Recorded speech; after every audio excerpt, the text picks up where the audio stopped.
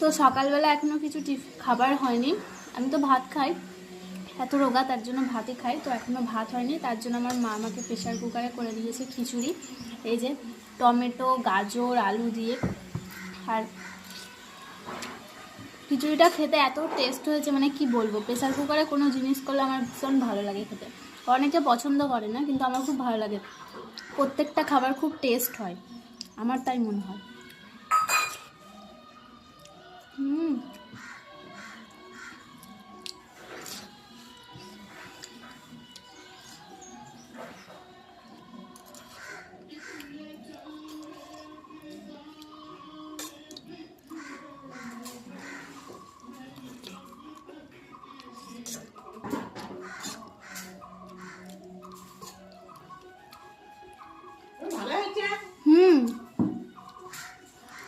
সত্যি খাবে একটু? একটু খেয়ে দেখো না।